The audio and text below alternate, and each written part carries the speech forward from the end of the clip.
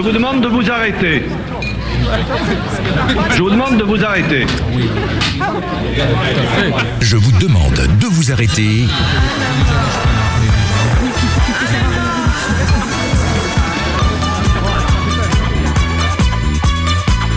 Bonsoir, je vous demande de vous arrêter. De retour en ce lundi 16 septembre 2019 à Westrack Radio. On succède à l'émission du 5 à 6 où on a pu écouter avec beaucoup de plaisir Michel nous parler de l'artichaut. Qu'est-ce qu'il nous fait bien. Donc je crois il est intéressant d'écouter parce que toutes ces chroniques nous permettent d'apprendre à mieux cuisiner, n'est-ce pas les amis? Ah ça oui. Vive l'artichaut. Oui. Eh bien tout le monde est là autour de la table. Thomas à la réalisation. Non, il est là. Laurent est présent également. À moitié. À moitié présent. Michael. Vive l'artichaut. Ouais. Et Alain. Vive l'artichaut libre. Parfait. Et puis le poivrade aussi. Mais ça n'a rien à voir. Ça n'a rien à voir. Et puis je fais mon retour aujourd'hui en cette émission du 16 septembre. Donc j'ai été ravi de vous écouter le 2 septembre dernier. C'était pour la rentrée. Et donc là, j'étais pas avec vous, mais non. Mais le cœur y était. Mais le cœur y était exactement. T'étais ailleurs, hein, c'est ça. Il a mis son petit manteau d'automne. Il commence à faire frais. Alors il fait attention. Voilà, je me cours, je fais gaffe. Il a raison, comme ça il protège sa petite voix. Il peut faire de la radio sans problème. Exactement. Il a pas de problème de voix. Ouais, ça c'est clair. Mickaël, faut que t'arrêtes de mettre des tongs quand il y a un vent à décorner des bœufs et après tu viens de plaindre qu'il y a plus de voix. S'y attendait pas. Là, non, ça va pas du tout ça. Allez, toi, il a rien à répondre. Vive l'artichaut. Il a coupé le sifflet. Carrément. Bon, les amis, on est de retour pour aborder quelques sujets. Le premier sujet dont on va parler, j'aurais envie de vous poser une question. Si je vous dis une phrase qui définit une campagne nationale 2019. Quand on apprend, le moindre progrès est une victoire. Selon vous, cette phrase est rattachée à quelle campagne nationale 2019 ? Tu peux la redire ? Bien sûr. Quand on apprend, le moindre progrès est une victoire. Bon, alors là, c'est une réalité de fait. Ouais. Ça sonne bien. Ça sonne bien. C'est pas quelqu'un de connu qui a sorti ça. Non. Ça fait partie de la campagne. C'est en lien, c'est le slogan phare de cette campagne 2019. Un indice, cette campagne, elle s'est tenue notamment la semaine dernière, du 8 au 15 septembre. Alors je crois que là, nous, on sait. J'ai pas été attentif, moi. Là, si, on sait, on nous en a parlé. Vas-y, Laurent, ouais. Est-ce que c'est la lutte contre l'illettrisme, par hasard ? Exactement. Est-ce que c'était la semaine dernière, de mémoire ? Exactement. Eh bien, la lutte contre l'illettrisme a pour slogan publicitaire, si je puis dire, si on peut parler de publicité, en tout cas de campagne. Quand on apprend, le moindre progrès est une victoire. Et ce slogan met à l'honneur les victoires face à l'illettrisme, les parcours partagés et valorisés à travers des portraits. Et savez-vous depuis quand cette manifestation, cette semaine dédiée à la lutte contre l'illettrisme a été créée? Si tu nous poses la question, c'est que ça doit faire longtemps, je pense. Pas tant que ça. Pas tant que ça ? Pas tant que ça, non. J'aurais dit 2 ans. 10 ans. Alors c'est beaucoup plus que 2 ans, mais c'est moins que 10. 5 ans. Et bien en fait, ça a été créé en 2014. Ouais. Sarkozy. Et vous savez que oui, je ne sais plus.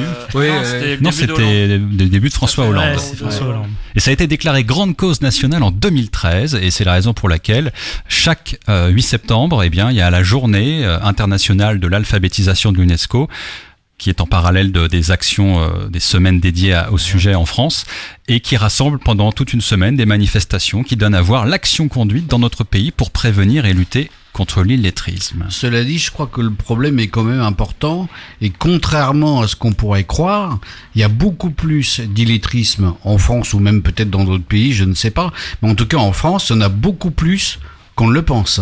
Moi, j'aimerais bien qu'on définisse l'illettrisme, parce que je pense que même pour nos auditeurs, peut-être qu'il y a un mélange de genres. Ouais, tout à fait. Alors, ça serait intéressant effectivement, mais avant de nous baser sur non, mais tout à fait. Non, mais avant de donner la réponse telle que l'a définie l'Agence nationale de lutte contre l'illettrisme, c'est intéressant de savoir quelles sont les représentations que vous, autour de la table, vous avez de ce que pourrait être ou de ce qu'est, selon vous, l'illettrisme. À partir de quand dit-on d'une personne qu'elle est sujette à l'illettrisme? Thomas? Moi, je dirais, étymologiquement, c'est quand tu mélanges les lettres, tout bêtement. Enfin, moi, c'est ma définition en moi. Après, ouais. Donc un dyslexique pour toi pourrait flirter avec l'illettrisme. Ouais, mais du coup le dyslexique c'est pas pour une raison d'apprentissage. Le dyslexique c'est par rapport au fait qu'il a des yeux trop synchronisés en fait. Il y a des chercheurs rennais qui ont découvert ça l'année dernière.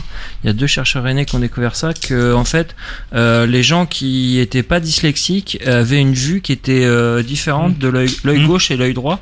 Il y avait une asymétrie et une asynchronie en fait, et les dyslexiques eux étaient totalement synchrones, et c'est pour ça qu'ils avaient du mal à reconnaître les lettres. Alors, ils reconnaissent pas les en fait c'est à la lecture les dyslexiques, c'est à la lecture des lettres que ça se mélange, c'est pas au niveau de la compréhension. C'est pas le problème aussi que ça leur donne ce qu'on appelle des images fantômes? Ouais, il y a ça, ouais. Il y a de ça aussi. Il paraît qu'un dyslexique ou une dyslexique ferait un très très bon architecte, parce qu'elle a une vision totalement différente de la nôtre. Bon, c'est pas le sujet. J'ai pas envie de visiter. Alors c'est la façon dont Thomas l'aperçoit. Michael, est-ce que tu as une idée sur le sujet? Pour moi, ce serait quelqu'un qui ne saurait pas écrire, qui peut-être aurait des difficultés à lire, mais qui ne saurait pas écrire. D'accord. C'est comme ça que c'est comme ça que tu te le représentes, ouais. Oui, j'aurais tendance à dire à peu près la même chose. Laurent également. Qui ne sait pas lire, qui a été quand même à l'école, qui a peut-être tout zappé, j'ai envie de dire. Ouais. Et toi, Alain, quelle est ta représentation? Je voudrais illustrer ça par un exemple, enfin une situation que j'ai vécue. Est-ce que vous m'autorisez? Bien sûr. Alors, casteur en fond sonore. C'est vieux, vous allez dire, bien sûr, mais ça remonte à mes 3 jours. Bon, les 3 jours, on les fait plus maintenant. Précise ce qu'est les 3 jours. Je précise que les 3 jours, c'était une invitation par l'État à se présenter devant l'armée pour savoir si on fait son service militaire ou pas. Alors, on était divisés en groupes de 25, en fait. On était sous une tente, parce que ça se passait dans un terrain en 1965, 66. Non, un peu plus tard quand même, dans les années 84, 85. Ah ouais, d'accord. Non, faut pas me vieillir quand même à ce point-là. Je sais que je suis vieux. Il avait 2 ans à l'époque. Non, mais je sais que je suis vieux, mais quand même. Je plaisante. Alors, on te laisse. Donc, on te laisse. Donc, on te laisse carrément. Ouais, au revoir. Et donc, la musique d'ascenseur, s'il vous plaît. Et donc, on faisait des tests. Alors, tous les troufions potentiels passaient des tests. Donc, c'était des tests à pleurer de simplicité. Ouais. Et le gars, avant de commencer, il demande: est-ce que parmi vous, il y a des gens qui savent ni lire ni écrire? Alors là, putain, sidéré le mec, quand même. Eh ben, il y a 4 ou 5 mecs qui ont levé le doigt parce qu'ils savaient ni lire ni écrire. Alors le test se passe et tout ça, et puis après je vais voir le troufion qui faisait passer les tests. Et je lui dis comme ça: putain, il y a discrètement, parce que, et je lui fais ça arrive souvent qu'il y ait des mecs comme ça qui savent ni lire ni écrire. Il me regarde, il me fait comme ça: bah il y en a au moins 4 ou 5 par groupe. Bah c'est marrant, excuse-moi, je te coupe 2 secondes. Oui. Moi j'ai vécu la même chose. Ils étaient 5. Moi ça m'assied. Ils étaient 5. Ça m'assied parce que bon, moi j'ai suivi une scolarité normale, voire supérieure, etc. Et tu t'arrives et tu te prends ça dans les dents, quoi. Alors là, ça a été une découverte pour moi, qu'il y ait autant de gens, parce que j'ai fait mon calcul, sur 25 personnes, tu multiplies par 4, ça fait 20% des gens qui ont des difficultés avec l'écriture et la lecture, quoi. Et moi, je me dis, merde, on est au 20e siècle, le 21e maintenant, ça fait beaucoup. Michael? Ouais, non, t'as raison, Alain. Il y a 2 outils principaux pour déterminer les chiffres concernant l'illettrisme. Il y a des enquêtes faites par l'INSEE sur des échantillons de population. Ça, c'est tout à fait, voilà. Donc, pour des populations qui ont plus de 18 ans. Et pour les gamins qui ont entre 16 et 18, ou 16 et 20, je ne sais plus, c'est principalement la journée citoyenne qui permet d'identifier et de faire des estimations quantifiées des proportions de gens qui ne savent pas lire ni écrire. Mais c'est tout à fait bluffant. On est sur des 20%. C'est énorme. Ça correspond. Ça a pas bougé apparemment, parce que... Est-ce que pour vous, c'est une faute de l'éducation nationale d'en arriver là? Pas sûr. Alors, pas forcément. Pas non plus. Pas forcément. Alors, en tout cas, c'est ce que nous dit l'Agence nationale de lutte contre l'illettrisme sur le site www.anlci.gouv.fr. Pour rappel, très brièvement, la NLCI, elle a été créée en 2000 sous la forme d'un groupement d'intérêt public. Et le but de cette agence, c'est de fédérer, d'optimiser les moyens de l'État, des collectivités territoriales, des entreprises et de la société civile en matière de lutte contre l'illettrisme. Et donc, l'illettrisme, pour la NLCI, voilà comment elle le définit. C'est ce sont des personnes qui, après avoir été scolarisées en France, n'ont pas acquis une maîtrise suffisante de la lecture, de l'écriture, du calcul, des compétences de base pour être autonomes dans les situations simples de la vie courante. Il s'agit pour elles de réapprendre, de renouer avec la culture de l'écrit, avec les formations de base dans le cadre de la politique de lutte contre l'illettrisme. Voilà. Donc des personnes scolarisées, mais malheureusement qui n'ont pas acquis tous les savoirs de base. Une forme de décrochage. Ouais. Quelque part. Ouais. Ouais. Et en plus, qui n'ont pas pratiqué derrière, je pense, aussi. Alors, l'origine du terme illettrisme, c'est un néologisme qui est né en 81. C'est pour désigner les personnes ayant une connaissance insuffisante de l'écrit, bien qu'ayant été scolarisées, vous voyez, dans notre pays. Auparavant, la définition de l'UNESCO de l'alphabétisme ne permettait pas de faire cette distinction. Et donc, on a bien dissocié l'analphabétisme de l'illettrisme. Et c'est important parce qu'effectivement, dans les actions de formation pour des personnes qui devraient suivre ce parcours, il y a des tests qui permettent d'identifier si on est plutôt en situation qui relève de l'illettrisme ou qui relève de l'analphabétisme. Qu'est, selon vous, l'analphabétisme, pour qu'on puisse bien comprendre le distinguo entre les deux, selon vous? Ne pas connaître les lettres. Ne pas connaître, tu dis, Thomas? Les lettres. Ouais, ne pas connaître les lettres. Pour moi, ça sera les chiffres. Voyelle. Le compte est bon? Voyelle. On peut pas dire tu sors. On vient, je signale parce que c'est pas radiophonique, mais on vient. Ah voilà, on la vient petite de cloche, perdre, ça c'est on bien. vient de perdre excusez-moi. Laurent là. Alors qui d'autre? Alors effectivement, je pense qu'il y a une méconnaissance des lettres. Donc là, on peut pas, on sait Certainement pas du tout la lire. scolarisation, la déscolarisation. Ouais, là peut-être. Ouais, ok. L'illettrisme, il y a la scolarité qui est quelque part présente. Voilà. Dans L'analphabétisation. L'analphabétisation. Pour toi, il y Il y a pas d'école. Ouais. C'est ça. Et ben excuse-moi Alain, je ne t'ai pas demandé parce que Mickaël a donné la bonne réponse. Alors on peut l'applaudir. Voilà, bravo Mickaël. Ah, il faut le dire quand même. Profitez qu'il a de la voix pour donner des bonnes réponses. Ça, c'est Il a bien. eu du mal avec analphabétisation quand même. Je vous emmerde. Il est un petit peu anal. Ouais.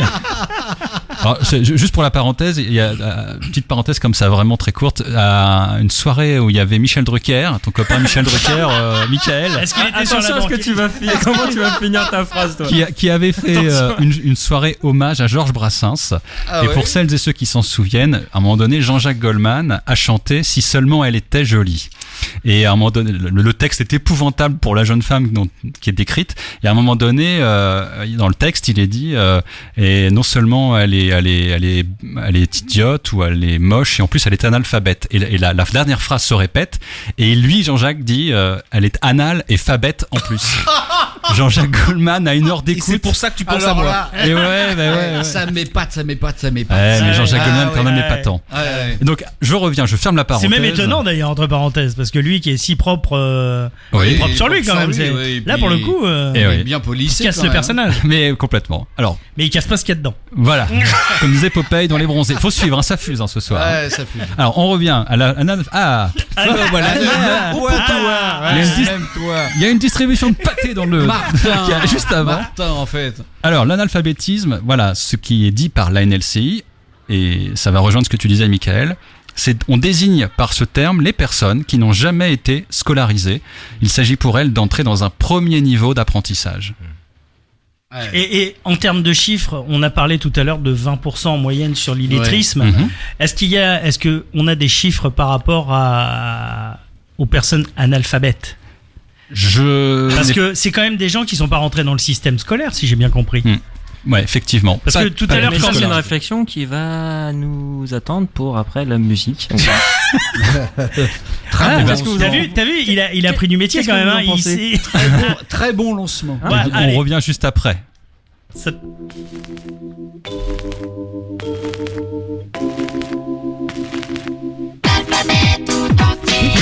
Mais quelle culotture. Oui, j'en reste bouche. Vraiment, je suis là. De me faire balader. Pour te faire mes adis. Je tâcherai d'être beau. Mais pour casser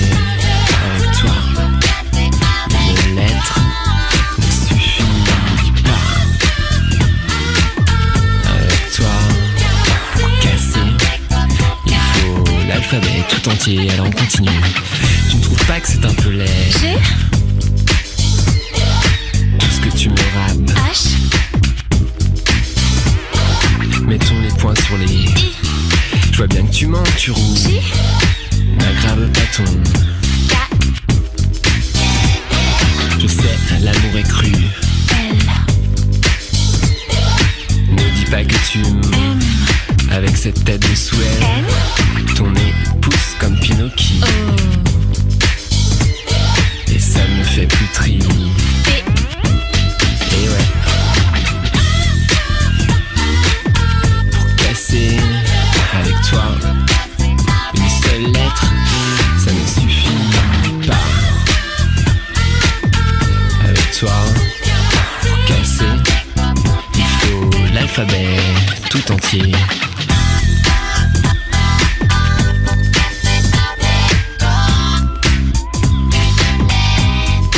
Ouais. A, B, C, D, E, F, G, H, I, J, K, L, M, N, O, P, Q, R, S, T, U, V, W, X, Y, Z. Rien qu'une histoire de. Q, Si on regarde en arrière, R, on a connu livre, S, puis tu m'as filou. T, Ah ça, tu m'as bien. U, Mais cette fois je me casse, je m'en. V, Le temps de démarrer la BM. W, L'histoire est classée. X, Va te faire voir chez elle. Y, Je signerai d'un. Z. Pour casser avec toi une lettre ne suffit pas. Avec toi, pour casser, il faut l'alphabet tout entier. Pour casser avec toi une seule lettre, ça ne suffit pas. Avec toi, pour casser, il faut l'alphabet tout entier.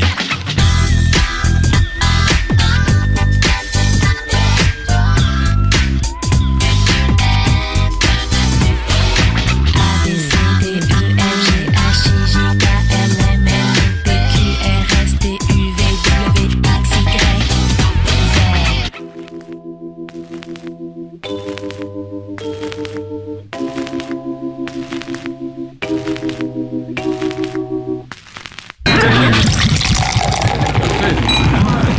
Laurence, Martin, Michael, Thomas, Alain. Je vous demande de vous arrêter. voilà, c'était Peter Kitsch et le titre ABC pour casser. Alors, on vous a épargné Chantal Goya parce qu'elle a chanté aussi l'alphabet en chantant. Ouais. Vous vous souvenez de cet air mémorable? A, B, Non, je t'en supplie. C, D, E, F, G, H, I, J, K, L, M, N, O, P, etc., etc. Et on trouvait que Peter J'appelle Kitsch le CSA là. Hein. était peut-être plus adapté puisque Je c'est... t'imagine en train de danser là-dessus avec ton transistor sous le bras, à moitié à poil chez toi. mais oui, mais non, Après Herbert Léonard, pour le plaisir. Attends, mais Herbert Léonard, laissez-nous rêver. Écoutez bien le texte de Laissez-nous rêver, c'est énorme. C'est énorme. Le mec, il décrit, on peut le dire, Laurent, on peut le dire, il décrit une fellation avec Avec brio. avec un talent incroyable. Je sais pas si c'est l'auteur du texte, mais franchement. Je pense qu'on nous a censuré et puis que là. Alors, c'est même pas dans genre- Laissez-nous rêver, pardon, je dis des bêtises, c'est dans Quand tu m'aimes. Quand tu m'aimes. C'est Quand tu m'aimes. Et il parle d'une fellation. Voilà. Moi, franchement. Non d'une pipe. Non, mais franchement, moi, j'aurais jamais imaginé, j'ai jamais pensé parce que, Ouais. Que Herbert Léonard puisse chanter des chansons comme ça. Ah, mais c'est très. Ça me choque pas du tout, hein, cela dit. Mais alors, j'imagine pas un instant Tu veux quand on qu'on voit sa t'explique le tronche. petit chaperon rouge ou pas? C'est très subtil. L'écriture d'Herbert Léonard est très subtile. Oui, oui. Si c'est lui qui écrit ces textes, je ne sais pas, j'ai pas vérifié. C'est toi qui le dis. Hein, enfin, Alors, les causes de l'illettrisme, on y revient. À Deux votre salles, avis. deux ambiances. Hein. Ah bon. Ah bah oui, mais c'est important Ouais, ça d'en casse. parler jusqu'au bout. À votre avis, quelles sont les situations qui expliquent effectivement les causes de l'illettrisme? Alors on l'a un peu évoqué tout à l'heure, hein, mais plus précisément, en tout cas du point de vue de l'ANLCI, selon vous. Les conditions sociales. oui, je pense. Mhm. Je pense que ça joue, ça. Ouais, bien sûr, ouais. L'absentéisme à l'école, peut-être aussi. Ouais. Je sais pas si c'est. Le fait peut-être de rentrer très rapidement dans la vie active. Ce qui éloigne peut-être la personne de la lecture ou de. Ouais. Avec les ça, il y a peut-être statistiques de que ça. j'ai vues, c'est pas si clair que ça en fait. Il y a 50% de gens qui travaillent, 50% de gens qui travaillent pas. C'est Il doit y avoir une multitude mitigé, de quoi. facteurs qui se conjuguent de toute façon, à mon avis, c'est ça. Eh ben, vous l'avez dit, hein, et la NLCI précise que c'est une multiplicité de causes, et donc il y a le passé scolaire douloureux, des situations de rupture, des difficultés familiales, professionnelles, sociales, des situations de travail où le recours à l'écrit n'est pas nécessaire, donc on ne le pratique pas, donc c'est comme tout, hein, on perd. Et puis, un effritement des compétences de base lorsqu'elles ne sont pas utilisées, pratiquées, ça peut être des problèmes de santé. Moi, je pense qu'il y a quelque chose qui n'est pas cité non plus, c'est qu'en fait, les programmes effectivement qui sont enseignés à l'école, est-ce que eux-mêmes c'est pas des choses qui rebutent dans la mesure où il y a des élèves qui ne sont pas forcément intéressés par les enseignements qui leur sont prodigués. J'aime pas entendre ça, je suis désolé. Le côté l'enfant il aime pas, c'est pas une raison pour pas le forcer à apprendre. L'apprentissage c'est forcément quelque chose de violent. C'est quelqu'un qui a un savoir qui le fait transmettre à quelqu'un qui l'a pas, et si la personne qui reçoit n'est pas dans la bonne condition psychologique pour accepter, pour recevoir cette violence, forcément elle va être en biais et elle va pas recevoir correctement le savoir. Mais c'est pas une question d'aimer ou de pas aimer en fait. Quand t'es enfant, c'est le moment favorable pour apprendre. Il faut pas réfléchir, entre 0 et 20 ans, t'as ta production de neurones qui est en constante augmentation, et à partir de 20 ans, ça décroît.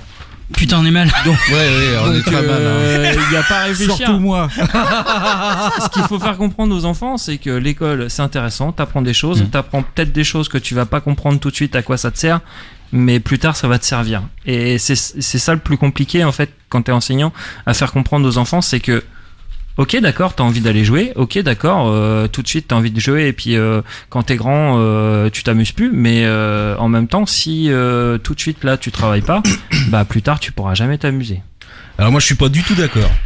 Je trouve qu'il doit y avoir automatiquement une dimension affective, un peu choyée, un petit peu présente, pour au moins donner envie à un gamin de lire une histoire, de prendre le temps de vraiment être là-dessus, pour au moins lui donner l'envie. Je ne vois aucune violence dans la notion d'apprentissage. Thomas, ouais. Moi, bah oui. Ok. If you want. Mais l'école, c'est pas fait pour faire des câlins, c'est pas fait pour faire des mamours. À la limite, j'ai envie de te dire, ça c'est le rôle des parents de faire comprendre ça aux Peut-être, enfants. Ouais, mais t'apprends pas que à l'école. Bah oui, voilà, c'est ça. Aussi avec les parents. Oui, je suis d'accord. C'est vrai. Mais du coup, c'est le rôle des parents. C'est la part de l'apprentissage qui revient aux parents, j'ai envie de te dire. Et il y a quelque chose que j'ai lu là récemment, il y a 2 minutes. C'est le fait que la personne elle soit exposée à la culture. Si la personne elle regarde la télé H24, elle va avoir un rapport à l'écrit qui va être différent de quelqu'un qui va aller dans des musées, de quelqu'un qui va faire des expositions, de quelqu'un qui va aller dans des conférences. Forcément, tu auras un rapport à l'écrit qui va être différent. Bien sûr. Ça dépend de l'âge. Ouais. Laurent ? Alors, moi, je voudrais rebondir à ce que tu dis, parce que ça faisait partie des choses que je voulais vous poser comme question, qui n'ont pas forcément un rapport avec l'illettrisme, encore que. Qu'est-ce que vous pensez, vous, aujourd'hui, du langage SMS ? Et effectivement, tous les jeunes aujourd'hui, par exemple, quand on veut dire t'inquiète, on écrit TKT, par exemple, et j'en passe, c'est des meilleurs. Je suis pas le meilleur là-dessus. Qu'est-ce que vous pensez est-ce que ça joue sur l'enfant par rapport à son rapport à la lecture, voire même à l'orthographe? Alors, problème du SMS, ma femme l'a vécu professionnellement. Le fait d'avoir une écriture de SMS, elle a remarqué parmi ses collègues qu'il y en avait qui savaient pas écrire normalement, quoi, qui faisaient des fautes, qui étaient truffées de fautes, parce que à force d'écrire en SMS toute la journée, ça devient ancré dans les habitudes. Quelquefois même, on en vient à oublier l'orthographe normale des choses. Et moi, je considère que, bon, j'en vois pas plus que ça, moi. Mais il y a des gens qui font ça toute la journée, quoi. Je veux dire, des SMS toute la journée. C'est ces gens-là, on a effectivement une possibilité. Après, je dis pas que c'est automatique, mais on a une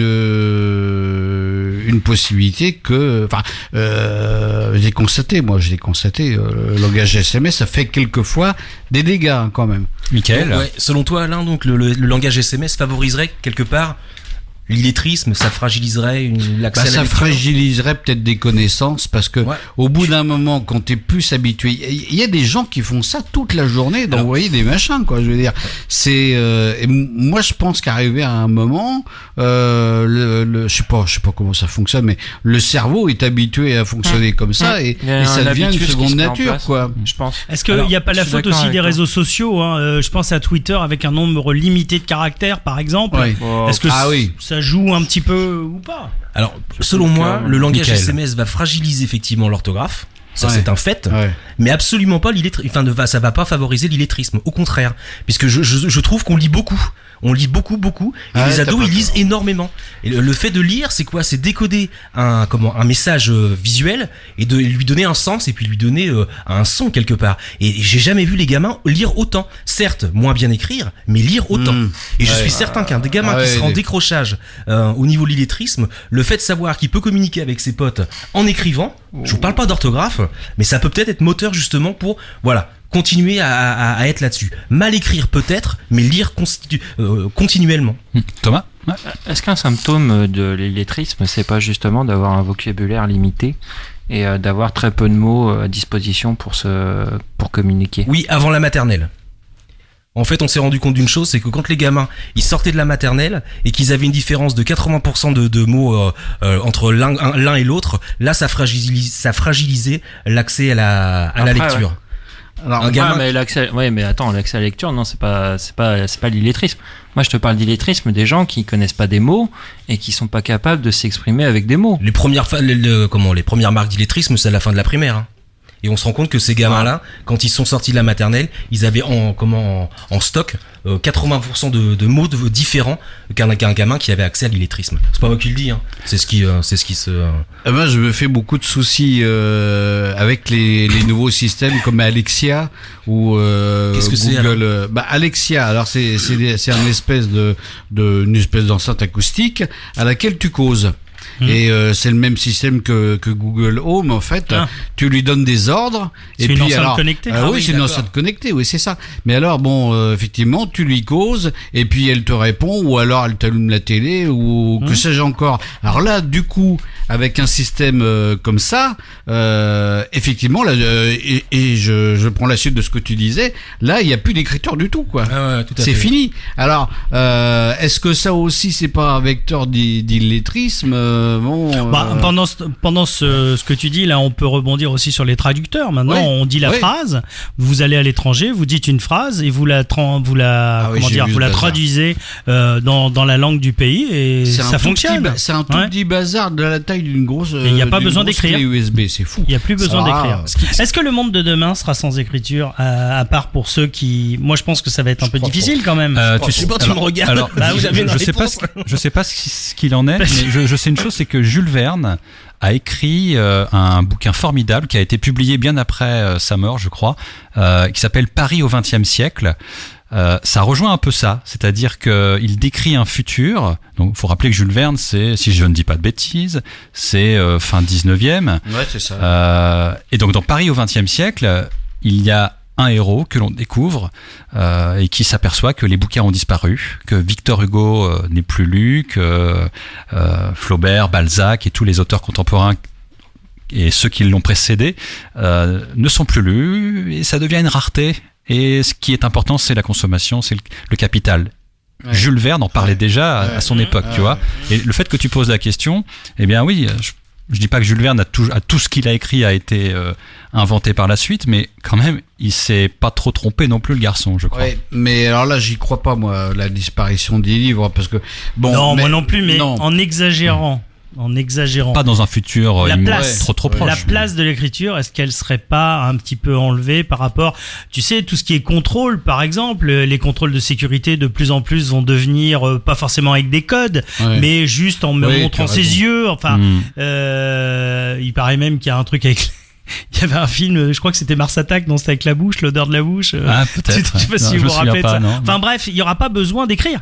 Oui, mais sur la lecture, je rebondis là-dessus parce que faut savoir que Kindle et autres Kobo et tout ça, c'est un échec commercial complet, hein.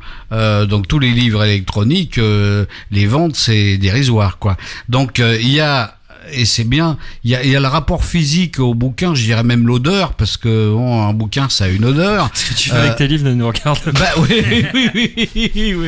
Mais c'est vrai, quoi. Donc moi je crois que le bouquin il est pas mort, quoi. Et puis les affaires vont bien en ce moment. Alors on rappelle que l'ANLCI.gouv.fr nous dit ceci: l'illettrisme, c'est faire face dans sa vie au quotidien des tâches qui peuvent paraître simples, mais ça représente une réelle difficulté pour faire une liste de courses, lire une notice de médicaments, consigne de sécurité, rédiger un chèque, utiliser un appareil, lire le carnet scolaire de son enfant, entrer dans la lecture d'un livre, retirer de l'argent à un distributeur automatique, faire un calcul simple, lire un trajet de métro ou de bus. C'est de ça dont il s'agit pour ceux qui sont victimes, si je puis dire. J'aime pas ce mot, mais on est un peu là. Et si vous regardez les chiffres que nous annonce... comment ? Malade. Oui, après, c'est difficile. Victime, il n'y a pas de coupable. Victime, c'est un peu. Alors que malade, il n'y a pas forcément de coupable, c'est la famille. Ouais, tout à fait, oui. C'est la maladie qui est coupable. C'est un peu, sans être maladroit, hein, mais effectivement, c'est les personnes qui sont probablement en souffrance de par rapport à cela. Et la NLC nous dit, au niveau national, ça représente 7% de la population adulte âgée de 18 à 65 ans qui a donc été scolarisée en France, mais qui est en situation d'illettrisme. Ça représente, selon la NLCI, 2 500 000 personnes en métropole, dont la moitié a plus de 45 ans. Mais tu fais bien d'en parler. Parce que nous, on se rend pas compte dans nos actes de notre vie quotidienne à quel point la lecture nous sert. Limite, on oublie certaines choses. On oublie que le fait de ne pas pouvoir lire ou ne pas décoder, bah, dans la vie quotidienne, c'est vraiment très handicapant. Ouais.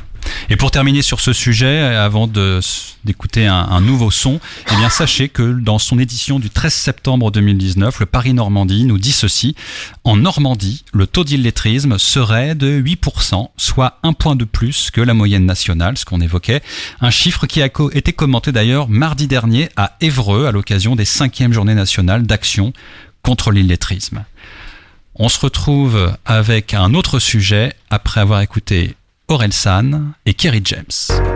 Aquila. Je voulais faire un film, je l'ai fait, je n'ai pas attendu Canal+, je n'ai pas attendu le CNC. J'en avais marre de voir les mêmes s'emparer de nos récits. Alors j'ai écrit mon propre scénario, des pas non-vie. Je suis pas resté les bras ballants, je n'ai compté que sur mon talent. Je porte mes victoires et mes échecs, je suis pas un esclave, je n'ai pas l'état français pour mettre. Pourtant l'état français continue de vous la mettre. Et tu t'en sors peut-être, c'est que des miettes. Pour mieux faire croire que si t'as échoué c'est que t'es bête. Parce que la pierre que le bâtisseur rejette finira dans la fenêtre. Un seul film de Kerry James, 200 fait par des bobos de merde. Mais compare ces quartiers à ce que nos parents ont fui. Le poil à baisse c'est le luxe pour quelqu'un qui vient d'Haïti. Quand j'observe ceux qui ont plus, je me rappelle de ceux qui ont moins. D'aussi loin que je me souvienne, je n'ai jamais vu maman se plaindre. Sais-tu d'où l'on vient? Blanc souffre aussi, merci, je voyais pas les news. La banlieue porte un gilet jaune depuis 20 ans, tout le monde s'en bat les couilles.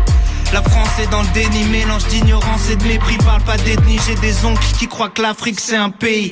Je connais les quartiers vus par ceux qui mettent pas les pieds. Quand parle à tous les repas, n'envisage même pas d'aller voir les faits. Mais ce racisme en France, à qui le dis-tu? J'ai écrit une lettre à la République, toi, où étais-tu? On ne fait pas bouger les choses en dressant seulement des constats. Subir ou agir, je vais te le dire, cache-moi. La vie est une question de choix. Mais tu mérites de t'en sortir, c'est qu'une technique.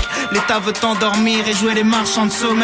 Un seul modèle de réussite, le leur basé sur l'oseille. Si aide les jeunes, c'est à devenir des vieux comme eux. Tu peux toucher le jackpot, tu battras pas le casino à son propre jeu. Système en pyramide, l'argent monte, la merde reste en bas. Je dis pas que tout le monde est dans le complot, je dis que ça les dérange pas. Si, j'ai vu des mecs remplis de vices fumer un type que leur mère considérait pourtant comme leur propre fils. balle dans la tête, mort violente. Est-ce l'État qui appuie sur la détente? Et finir par glorifier des trucs peu glorieux. Grandir dans le feu, y a plus d'obstacles, ils sont plus dangereux. Mets ta vie en jeu. Trafic de stupes à des fils de enfermés pour qui s'évadent en soirée. T'es qu'un pion dans leur petit jeu. Les politiques, y'a que la gloire qui les motive. Combien osent monter au créneau? Combien osent leur faire face quand ils nous salissent dans leurs journaux? À qui la faute? Je n'essaie pas de nier les problèmes, mais je ne compte pas sur l'État, moi, je compte sur nous-mêmes. À qui la faute? Cette question appartient au passé. Je n'ai qu'une interrogation, moi, qu'est-ce qu'on fait?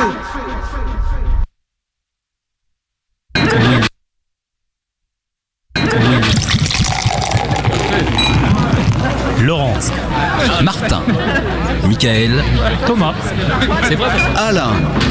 Je vous demande de vous arrêter. Voilà, c'était Kerry James et featuring Orelsan. À qui la faute? Ouais. À qui la faute? Eh ben, un texte plutôt Thomas engagé et puis on n'est pas tout à fait d'accord. Moi, je trouve que voilà, mais c'est aussi la manière de chanter du rap. Moi, je trouve que c'est ça m'agresse parce que même si le texte est fort, mais la manière de le dire, c'est vrai que quand on n'est pas sensibilisé à cette manière de chanter. Ça m'interpelle. Tu penses pas à Orelsan? Non, à Kerry James, plus à Kerry James. Mais ce n'est qu'un avis très personnel et qui n'a absolument aucun intérêt en soi. Comme ma mère. Comment? T'es comme ma mère. Ouais. Mais ça m'incite à écouter davantage. Pas moi. C'est une façon de chanter. Bien dans le micro, Thomas. C'est pas qu'il crache les paroles, mais il est dégueule. Là, ça vient du plus profond de lui-même et ça part comme ça. Alors effectivement, oui, ça peut agresser un peu les oreilles, mais si t'es pas hermétique, si t'es pas un petit peu borné sur les bords, tu peux prêter l'oreille et entendre les propos. Ouais, tout à fait. C'est exactement. Nous sommes d'accord. C'est exactement ça. Exactement. Et c'est justement quand il dit à qui la faute. On a tous été plus ou moins amenés à être contrôlés, donc on va parler dans un deuxième sujet de la sécurité, l'ultra-sécurité. Qu'est-ce qu'on entend par la sécurité vraiment à tout bout de champ? C'est un peu pour ça que je voulais mettre cette chanson, parce que Kerry James, il a fait un film là, c'est sur la BO de ce film, c'est Les Banlieusards, et ça explique un peu, ça raconte un peu la vie des jeunes dans la banlieue à l'heure actuelle. Et voilà, c'était pour ça. Mais excellent choix, parce que effectivement, par rapport à la sécurité, il faut dire que la première phrase qui t'est venue quand on a préparé l'émission, c'était une citation de Benjamin Franklin. Je l'ai là, mais est-ce que tu t'en souviens parfaitement pour la dire? Je la connais pas parfaitement, mais en gros, ça veut dire, ça se résume au fait que quelqu'un qui est prêt à sacrifier un petit peu de sa liberté au nom de la sécurité ne mérite ni l'un ni l'autre, ni l'une ni l'autre. Ouais. Alors c'est ça. La citation telle qu'elle a été utilisée, dite et redite, c'est: un peuple prêt à sacrifier un peu de liberté pour un peu de sécurité ne mérite ni l'une ni l'autre et finit par perdre les deux. Ah oui. Benjamin Franklin. Alors qu'est-ce que ça vous inspire? La tortue? Non, non, c'est pas le même. Je crois qu'on l'a déjà faite dans une émission, celle-là. Oui. Même Michael l'a faite à la préparation. Ouais, je crois. La tortue, non? Alors, vous avez quoi ce soir? Un peuple prêt à sacrifier un peu de liberté pour un peu de sécurité ne mérite ni l'une ni l'autre et finit par perdre les deux. Qu'est-ce que ça vous inspire, messieurs, autour de la table? Je trouve que c'est pas mal vu. Hein, parce que effectivement, moi ça me rappelle un thriller que j'ai vu à la télé. Il y a un mec qui veut installer aux États-Unis un super truc pour fliquer les gens, et puis il y a un député qui s'y oppose et il se fait tuer, le député bien entendu, et le type sous prétexte qu'il l'utilisera pas pour certaines choses, il faut protéger le pays et tout ça. Moi je suis désolé, la tentation derrière c'est d'utiliser les choses et d'en abuser.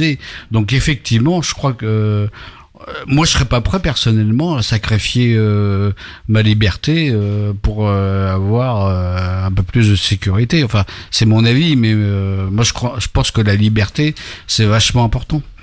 Donc alors après ça dépend de ce qu'on entend par sécurité, mais faut quand même faire vachement attention à ce qu'on ne vienne pas dans une société. Moi, ça m'inquiète quand même, hein, parce que alors effectivement, il y a du terrorisme, il y a des choses comme ça, mais il faut faire attention que le terrorisme ne devienne pas, surtout. un prétexte pour que on prive les gens de liberté, quoi, c'est ça. Et vous n'aurez, apparemment, comme ça inspire très peu, vous n'aurez pas notre liberté de penser, comme disait l'autre. Hein, alors, sachez que je suis tombé tout à fait par hasard sur un article de Télérama. Olivier Tesquet qui avait publié cet article le 7 décembre 2015 et qui a été mis à jour le 1er février 2018 où il revient justement sur cette phrase de Benjamin Franklin et il précise que la citation originale n'a pas vraiment le sens qu'on veut lui prêter. Alors je voulais apporter ça à votre attention pour savoir ce que vous en pensez parce qu'il y a un chercheur qui s'appelle Benjamin Witt Benjamin Witt ou Wittes, je sais pas comment il faut le dire, qui est chercheur à la Brookings Institution. Et lui explique que la citation est extraite d'une lettre adressée en 1755 par Franklin au gouverneur colonial au nom de l'Assemblée de Pennsylvanie. Et il dit ceci, dans sa formulation exacte, elle diverge sensiblement de la version massivement indexée sur des moteurs de recherche. Et la vraie phrase serait « Ceux qui abandonnent une liberté essentielle pour acheter un peu de sécurité temporaire ne méritent ni liberté ni sécurité. » Et donc, pour Olivier Tesquet, il nous rappelle que du coup cette citation ne serait pas pour évoquer les libertés individuelles, mais que Benjamin Franklin se serait adressé à la famille Penn, qui exerce une tutelle sur la province et refuse la taxation des terres pour financer la protection de frontières contre les attaques des Indiens et les Français. Vous voyez, donc c'est étonnant comme c'est cet article sur lequel je suis tombé, et il dit sous sa plume: la liberté essentielle ne désigne pas le droit inaliénable pour chacun de disposer de lui-même, mais l'importance de l'autonomie politique de l'Assemblée pour assurer la sécurité collective des Pennsylvaniens. Et il rajoute ceci, ça c'est donc Benjamin Wittes qui dit « Franklin n'écrivait pas en tant que sujet qui cède sa liberté au gouvernement, mais en tant que législateur à qui l'on demande de renoncer à son pouvoir de taxer les terres théoriquement placées sous sa juridiction. » Ouais. Et il a bossé. Ouais, déjà il a bossé. Je dis respect. Parce que je dis monsieur. Respect, et ça vous évoque quoi? Parce que c'est pas la même époque, quoi. Non, mais quand bien même le sens initial de Franklin était autre, la logique reste la même. On s'y retrouve. L'idée est là. On se retrouve dans ça. Moi, la phrase elle m'a marqué parce que je la trouvais logique. Et c'est pas parce que c'est Benjamin Franklin. Franchement. Non. Tu sais. Non, moi je me retrouve tout à fait dans cette logique. Moi, j'arrive pas à comprendre, par exemple, que il y a encore des fouilles massives dans les festivals et qu'on perde un temps fou à faire la queue et que du coup on se retrouve avec une cible dans le dos.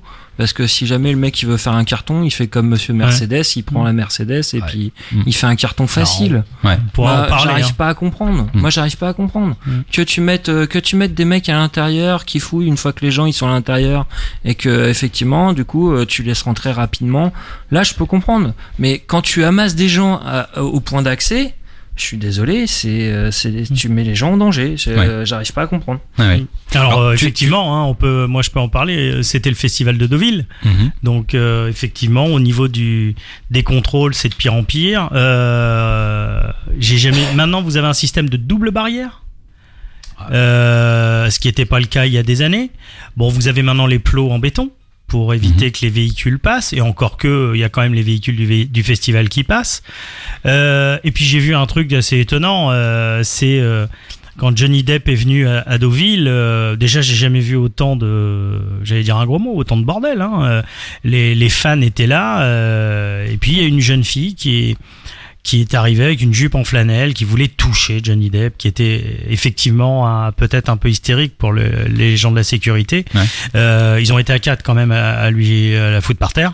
Et j'ai jamais vu autant de gardes du corps pour Johnny Depp. Je crois qu'il devait être une dizaine, sans compter le service de sécurité du festival, sans compter les policiers.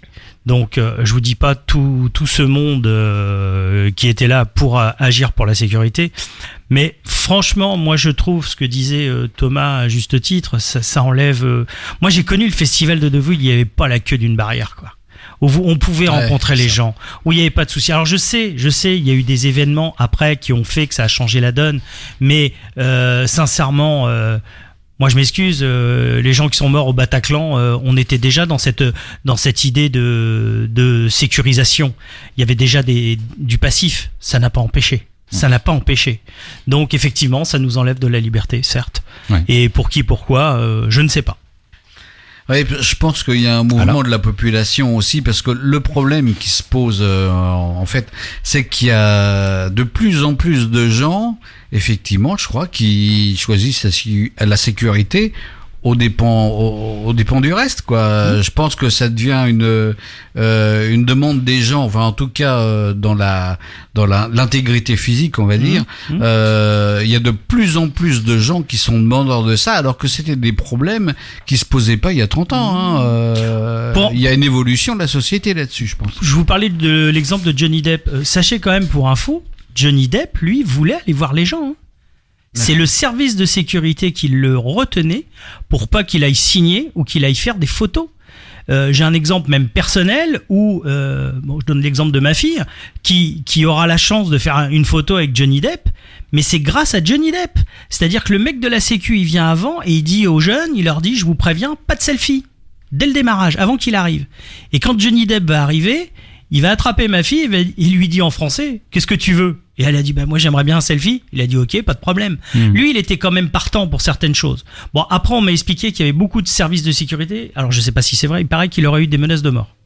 Donc, ceci explique cela. Donc, la sécurité, oui, effectivement, on peut tomber sur des gens pas très bien intentionnés, mais je pense intimement qu'on peut passer la sécurité. Et moi, j'ai un exemple très simple que je vais vous donner. Mickaël est au courant, je lui avais déjà expliqué. Quand je suis parti en voyage à l'étranger... Ça va encore me retomber sur la tête. Ouais, je crois. Ah, mais tout est de ta faute. Hein. Donc, tu te fais foncièrement fouiller. Dans le pays où j'étais, crois-moi que c'est les rois... Est-ce que comme Patrick Timsit, t'as eu le droit au toucher rectal? Tu aurais pu dans ce pays-là effectivement avoir le toucher rectal. Et en fait, ils vont pour me fouiller parce que c'est fouille au corps pour tout le monde. Et moi, en fait, je suis très chatouilleux. Et en fait, le mec commence à me... Il commence, j'insiste, à me fouiller et moi, je me mets à rigoler. Et puis bon, j'ai le rire qui va bien avec. Et le mec se met à rire avec moi. Et en fait, il me laisse passer. Mais il m'a jamais fouillé. Alors, voilà un des travers de la sécurité. Alors que moi, je rigolais sincèrement parce que j'étais chatouilleux et il m'a laissé passer. Il m'a jamais fouillé, le mec. Donc, j'aurais pu avoir quelque chose, effectivement, et j'aurais pu le passer. Et il y a une différence culturelle entre les pays, parce que pour avoir été aux États-Unis et au Japon... C'était les États-Unis. Alors, les États-Unis, pour y rentrer, enfin, je vous dis pas, on pense carrément, tout le monde est suspect qu'on va... Au Japon, qui est un pays sécuritaire aussi, quand même, ça se passe tout à fait différemment, parce que, bon, alors bien sûr, il y a un poste d'immigration qui contrôle ton passeport, etc., etc., mais c'est fait dans la plus grande politesse par des gens bien propres sur eux, et puis après, quand tu vas chercher ta valise, il y a quand même des chiens anti-drogue, machin. Mais les chiens, ils sont dirigés par des petites japonaises sympas qui rigolent, qui font ça comme un jeu, en fait. Moi, j'étais très surpris de ça au Japon. C'est comme un jeu. Alors, les filles, elles rigolent, puis y a-t-il leurs chiens qui, eux, pendant ce temps-là, reniflent pour savoir si t'as de la chenouf avec toi. Mais par contre, ça se passe comme un jeu. Donc, il y a manière de faire et manière de faire quand même.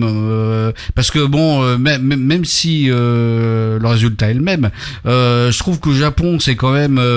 t'es mieux accueilli, quoi, en fait, qu'aux États-Unis, où, bon, les États-Unis, ça fait longtemps que j'y suis pas allé, mais il y a 30 ans, c'était déjà limite, quoi, tu rentres aux États-Unis, ça rigole pas. Ils te demandent déjà si t'as pas de clacos dans ta valise, ou de graines, ou de machin, puis ils te le demandent pas gentiment, quoi. Voilà.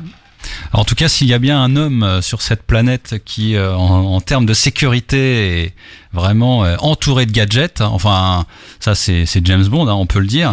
Lui, il est toujours dans la sécurité, il protège les uns et les autres. Il protège le monde, oui. Il protège le monde, et il a toujours avec lui tout un tas de technologies incroyables. Et justement, pour finir sur ce sujet, avant de passer au coup de cœur, coup de gueule, Albert Einstein disait « L'homme et sa sécurité doivent constituer la première préoccupation de toute aventure technologique. » Ah, c'est beau. C'est beau. Et Iggy Pop nous parle de James Bond.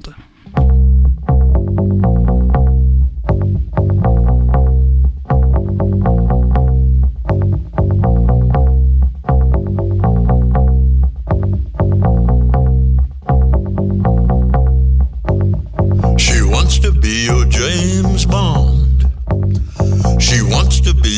James Bond. Well, it's not for a price, and it's not to be nice. She wants to be your James Bond. She wants to be your James Bond. She wants to be your James Bond. She might stand in your way, but still she'll save the day. She wants to be your James Bond.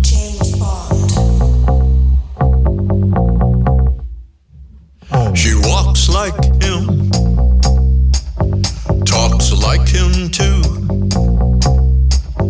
She can suss out the spy, even if it's you. She trusts no one, not even herself. She makes no sudden moves, chalks it up to stealth. She wants to be your James Bond. She wants to be your James Bond. Well, it's not for a price, and it's not to be nice. She wants to be your James Bond. She wants to be your James Bond. She wants to be your James Bond. She might stand in your way, but still she'll save the day. She wants to be your James Bond.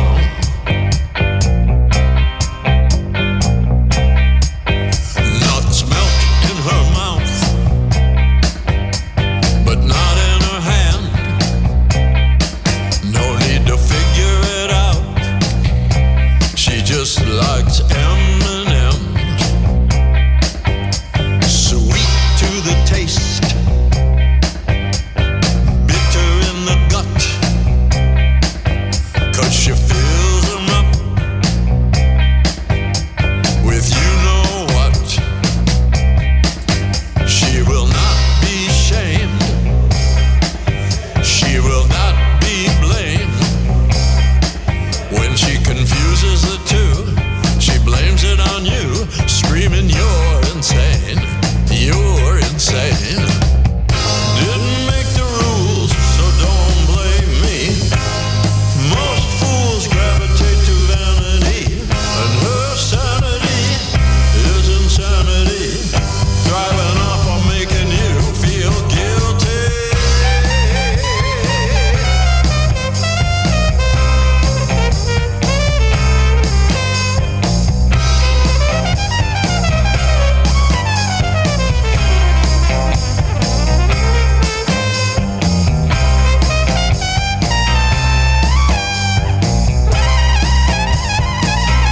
James Bond.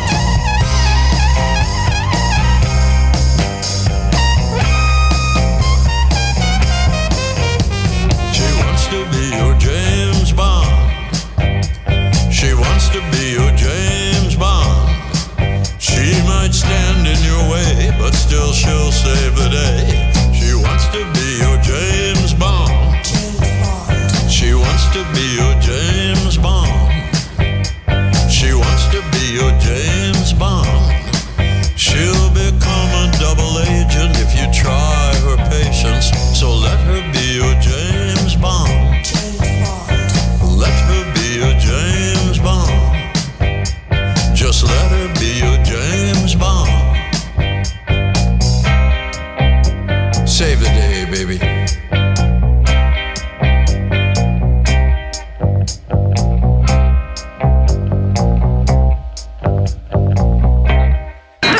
Laurent, Martin, Michael, Thomas, Alain. Je vous demande de vous arrêter.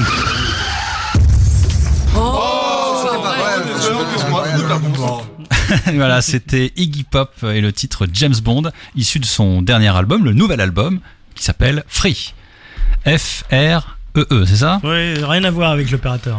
Ouais, Rien à voir. Niveau parole, lui, c'est pas fait chier. Hein. Écoutez l'album, il est très intéressant. Mais bon, après. Tu sais, moi, ça me fait penser à James Bond. Ah non, Yo, moi, James Bond. Non, c'est Sex Bomb. Ah, c'est Sex Bomb. Ah, c'est pas pareil. Ok. Bon, il est 18h57 sur l'antenne de West Track Radio. On arrive à la fin. Coup de cœur, coup de gueule. Thomas, un coup de cœur, un coup de gueule, un billet d'humeur peut-être sur un sujet qui te tient à cœur. Sujet. Alors, Laurent, tu fais quoi samedi prochain là qui vient? Entre 2h et 22h. Le samedi 21 septembre. Entre 2h et 22h samedi là. Samedi 21 septembre. Ouais, une sieste, ouais. Hein, alors, en fait, il y a les Virades de l'Espoir qui commencent plus tôt cette année. En fait, il y a une journée décalée à l'Atrium 117 avenue du 8 mai 1945. Il y a les Kiwanis. Alors, me demandez pas qui est cette association, mais qui propose en fait un spectacle de contes en fait à partir de 2h. Donc il y a un spectacle de contes à 2h, il y a du théâtre à 4h et apparemment il y a encore du spectacle à 20h. Donc j'imagine que le prix est libre et que toutes les donations vont revenir à l'association Vaincre la mucoviscidose. Donc ça c'est pour le 21 septembre et ça enchaîne avec le week-end du 27, du 28 et du 29 où là il y aura un tournoi de futsal au gymnase de l'université 8 rue de Mideuf le vendredi de 6h à 22h. Le samedi de 10h à 20h au Doc Vauban il y aura de multiples animations et ça enchaînera ensuite le dimanche de 9h à 17h. J'ai pas tout le détail de toutes les manifestations, mais j'imagine que ça va se retrouver au fur et à mesure sur internet, sur Facebook. Alors, qu'est-ce que c'est que la mucoviscidose ? Ouais. Est-ce que oui, je connais. Vous savez un peu à peu près les symptômes de cette maladie? C'est un encombrement des bronches. Voilà, en fait, c'est un gène qui est défectueux et qui fait que les poumons et l'estomac produisent un mucus trop épais et du coup, la personne se fatigue beaucoup et tousse beaucoup et à la fin est horrible. Et donc il faut savoir que là, en 10 ans, les progrès ont été exceptionnels. Moi, j'ai mon meilleur ami qui a perdu son frère, il avait 18 ans. Il faut savoir qu'aujourd'hui, maintenant, les mucoviscideux, ils peuvent vivre jusqu'à 30-35 ans, ils peuvent avoir des enfants, le truc qui était inimaginable il y a 20 ans. Moi, je me rappelle quand j'allais chez lui, il y avait des poumons artificiels, enfin, il y avait des réservoirs, et tout ce qui était traitement, c'était totalement expérimental. C'était de l'expérimental à fond. Alors il faut savoir que cette association Vaincre la mucoviscidose, principalement le but des dons, c'est pas forcément la recherche en elle-même, c'est plutôt tout ce qui est accompagnement social.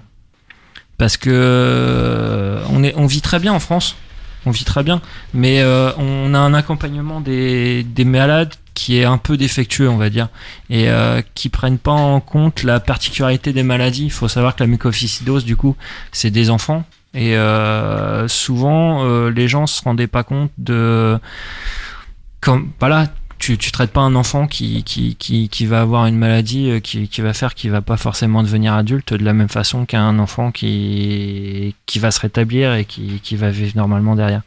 Voilà. Très bien. J'ai appris cette semaine, alors pour rebondir, alors tu vas peut-être sourire parce que Laurent, tu vas me dire ça n'a pas de... Enfin si, c'est un lien avec la mucoviscidose. On pense souvent à Grégory Le Marchal quand on parle de mucoviscidose. Et en fait, apparemment, le papa de Grégory Le Marchal aurait accepté un biopic sur son fils. Donc je pense qu'ils vont parler de la maladie. Bien sûr. Là, c'est une manière effectivement de mettre en avant à travers cet homme qui a été publiquement connu, reconnu, apprécié par ses pairs, les artistes, et donc quelque part sa mémoire permet de parler de ce sujet ô combien difficile et c'était important de l'aborder effectivement. Ouais. Qui souhaite prendre la suite pour un coup de cœur, un coup de gueule, un billet d'humeur? Un coup de cœur. Un coup de cœur. On t'écoute. Un gros coup de cœur à un événement qui s'est passé la semaine dernière, puisque la Galerne accueillait David Lagerkrantz. Donc David Lagerkrantz, pour ceux qui ne le connaissent pas, ça a été la personne qui a succédé à Stieg Larsson, le créateur de Millennium. Millennium, c'est un bouquin qui a été vendu à plus de 100 millions d'exemplaires dans le monde. À mon avis, c'est un des meilleurs thrillers que j'ai jamais lu. Et donc David Lagerkrantz a pris la suite, puisque tout le monde sait que Stieg Larsson est mort le jour même où il a été porté son manuscrit chez l'éditeur. Donc il n'a jamais vu la réussite, le succès qu'a eu son bouquin. David Lagerkrantz donc a sorti le 6e et le dernier tome de Millennium, et il nous a présenté tout ça à la Galerne. Ça a été un grand moment. En plus, c'est un type extrêmement sympathique. Donc vous pourrez voir sur la page Facebook une photo qu'on a fait avec lui. Et voilà, j'ai passé un très bon moment d'un auteur que j'admire. Voilà. C'est une deuxième trilogie, et tu as lu ce dernier ouvrage? Oui, je les ai. Alors le 6e, je vais le commencer bientôt là. D'accord. J'ai lu les 5 autres, et honnêtement, entre Stieg Larsson et David Lagerkrantz, on voit pas la différence. Bon, pour moi, c'est une grande réussite. C'est dans la continuité. Ah oui, c'est une grosse réussite. Parfait. Ensuite, Michael, peut-être. Un coup de cœur et un coup de gueule plus drôle. Un coup de cœur juste pour rappeler les journées du patrimoine là bientôt. C'est toujours agréable. Mais redis les dates. C'est ce week-end, 21-22 septembre. Donc en famille, c'est toujours cool. Et un coup de gueule suite à ce que Thomas tu racontais pour cette cause de la mucoviscidose. Il faut savoir que quand on vient ici dans le studio, on monte un escalier qui est absolument interminable. Et je me surprends à gueuler et à dire putain, voilà, c'est avec mon ami Laurent, et on compte les marches, et puis voilà. Il y en a 40. Voilà, je les ai comptés, il y en a 40. Je réalise qu'on est deux vieux cons qui avons la possibilité de respirer parfaitement bien, et quand j'entends ce qui se passe avec cette saleté de maladie, je me dis relativise. Relativise. Tu as raison. Donc voilà, un petit coup de griffe pour moi. On essaiera peut-être de mettre sur la page Facebook la photo. On va mettre la photo qu'on a prise, et puis voilà, vous pourrez largement vous foutre de nous, très largement, quoi. Alors, il leur faut 10 minutes pour se remettre en arrivant dans le studio. Ouais, au moins. Donc messieurs, travaillez votre cardio avec la natation, peut-être la course à pied. Ouais. Hein, mais ça sent la vieillerie, tout ça. Ouais. Et puis moi, pour terminer, écoutez, voilà. Un coup de cœur et puis un coup de tristesse. Vous aviez évoqué dans l'émission précédente que c'était l'anniversaire du Club Dorothée, et puis quelle n'a pas été ma stupéfaction d'apprendre que Ariane, qui était co-animatrice avec Dorothée, Jackie, Corbier et puis Patrick, d'apprendre son décès. Il y a eu Corbier qui est parti il y a quelque temps. Ariane est partie. Chez les amis. Dans les musclés, il y a eu aussi des décès. Framboisier est décédé. René, si je ne dis pas de bêtises. Et j'étais surpris sur les musclés. Il y en a qui ont travaillé avec Percy Sledge, Ray Charles, et il y en a même un qui avait travaillé à l'époque avec Fleetwood Mac. Ce sont des musiciens. Ce sont de vrais musiciens de studio qui ont travaillé avec des très très grands. Donc c'est vrai que des fois ils ont pris un rôle, il valait ce qu'il valait, mais sincèrement j'ai été étonnamment surpris de ce qu'ils étaient capables de faire. Et donc ce décès d'Ariane, c'est pour toute une génération, ceux qui ont 40 ans, autour de la quarantaine en conviendront, c'est un choc, surtout quand on sait par rapport à ce que son enfant, sa fille a publié, les circonstances dans lesquelles elle se battait par rapport à la maladie. Donc voilà, un petit coup de tristesse pour Ariane. Laurent, savez-vous que, alors moi je suis pas un fan, mais j'ai appris ça après le décès d'Ariane. Sa fille fait de la télé, elle joue dans Plus belle la vie. Ah bon? Oui, alors je ne connais pas du tout le rôle, je ne sais pas, c'est une jolie brune qui joue dedans, et c'est vrai quand j'ai essayé de regarder quand même, elle a un petit faux air quand même à sa maman, et donc elle joue dans Plus belle la vie. Mais alors, excusez-moi, mais je suis pas assez fan de la série pour vous donner son nom. Et puis le dernier coup de cœur, c'est évidemment le chapitre 2, ça, qui est sorti. Vous l'avez compris, je parle souvent de Stephen King. Thomas a évoqué tout à l'heure Monsieur Mercedes, le taré de Monsieur Mercedes. Une 3e saison qui sort, mais comment ils ont pu? Ils ont commencé, il y a au moins 1 ou 2 épisodes déjà de sortie j'ai décroché sur la 3e saison. Mais là, sur le chapitre 2 de film, ça, honnêtement, pour celles et ceux qui ont lu le bouquin, alors si ma mémoire ne me joue pas des tours, c'est plutôt fidèle au bouquin. Ils n'ont pas pu tout remettre, mais très honnêtement, c'est bien fichu. Les effets spéciaux sont hallucinants. Il y a énormément d'humour. Richie Tozier est vraiment drôlatique, et il y a même des références, je le disais en hors antenne, à Die Hard où Richie dit Yippee-Ki. Donc à un moment donné, voilà, les références sont là, les années 80. C'est un peu long, 2h50, c'est vrai, mais globalement, les spectateurs, quand j'étais dans la salle, ne tenaient pas sur leur chaise, ça allait, venait, sortait. Alors, est-ce que c'était pour aller aux toilettes, est-ce que ils étaient dégoûtés ou ils avaient peur de ce qu'ils voyaient à l'écran, je ne sais pas. Mais toujours est-il que ce film est visuellement vraiment impressionnant. Et donc, vous l'avez compris, Stephen King sera, en tout cas, je vais m'y employer, un sujet, je l'espère, dans une prochaine édition, puisque il n'a jamais été autant d'actualité depuis 45, 50 ans. En fait, ce mec est indémodable, il est intemporel. Laurent. Moi, j'ai un coup de tristesse. On l'a appris aujourd'hui. Le décès de Ric Ocasek, qui était le leader du groupe The Cars. Voilà, c'est tout ce que je voulais dire. Donc pour tous ceux, on va réécouter ensemble. Alors le problème, c'est qu'on n'a pas eu le temps effectivement de mettre une chanson des Cars. On essaiera de s'y atteler la prochaine fois. Donc un grand vient de partir de nouveau. Et nous, on va également vous quitter pour cette émission. Je vous demande de vous arrêter. Il est 19h08 à l'horloge de Westrack Radio, bientôt 19h09. On revient, nous, dans 15 jours. On sera donc le lundi 30 septembre 2019 à 18h. On succédera maintenant, comme chaque jour, le 5 à 6 avec Tiffen. Et pour se quitter, nous écoutons Darry Hall et John Oates, Kiss on My List, un choix de Alain. C'est pas ça, Alain. Alors, c'est une chanson de Darry Hall et John Oates, mais interprétée par des amateurs. Ah, pardon. Vous ne trouverez pas le disque, il n'existe pas. Donc, les bandes geeks qui reprennent et très très bien. Et donc on peut voir, voilà, c'est des reprises. On peut voir que des amateurs maintenant, ils peuvent faire des trucs super. Voilà. Et bien la preuve, nous sommes des amateurs et on espère avoir été à la hauteur encore ce soir pour vous, chers amis auditeurs. À dans 15 jours, le 30 septembre. Bisous. Ciao. Bisous. Vive l'artichaut.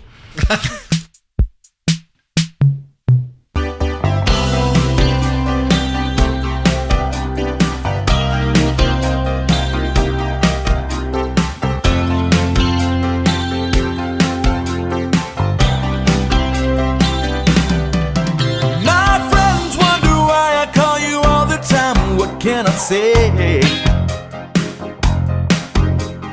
I don't feel the need to give such secrets away. You think maybe I need help? No, I know I'm right. I'm right. I'm just better off not listening to friends' advice when they insist on knowing my bliss.